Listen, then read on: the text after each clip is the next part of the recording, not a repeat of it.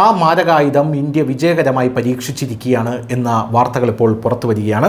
ഏതാണ് ആയുധം? Akash prime air defence system.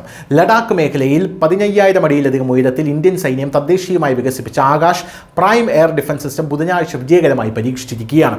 പുതിയ ഉപരിതല വായു മിസൈൽ സംവിധാനം പ്രതിരോധ ഗവേഷണ വികസന സംഘടനയുടെയും വ്യോമ പ്രതിരോധ യൂണിറ്റിൻ്റെയും മുതിർന്ന ഉദ്യോഗസ്ഥരാണ് വിജയകരമായി പരീക്ഷിച്ചത്. ഈ പുതിയ സംവിധാനം സൈന്യത്തിൻ്റെ 2 യൂണിറ്റുകളിൽ കൂടി ഉൾപ്പെടുത്താനുള്ള നീക്കവും ഇപ്പോൾ തുടങ്ങിക്കഴിഞ്ഞു.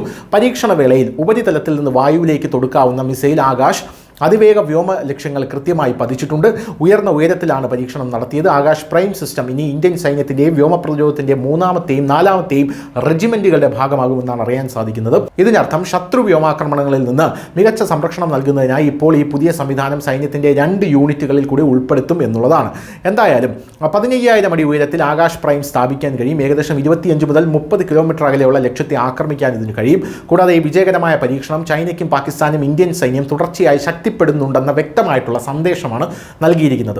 ഈ സംവിധാനം DRDO തന്നെയാണ് വികസിപ്പിച്ചെടുത്തത്. ലഡാക്കിലെ വെല്ലുവിളി നിറഞ്ഞ കാലാവസ്ഥയിൽ കൃത്യമായ ആക്രമണങ്ങൾ നടത്താൻ ഈ സംവിധാനത്തിന് കഴിവുണ്ടെന്ന് ഈ പരീക്ഷണം നിലവിൽ വെളിപ്പെടുത്തിയിരിക്കുകയാണ്.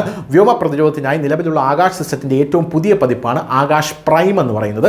തദ്ദേശീയമായി സജീവമായ റേഡിയോ ഫ്രീക്വൻസി ഉപയോഗിച്ചാണ് ഈ സിസ്റ്റം സജ്ജീകരിച്ചിരിക്കുന്നത്.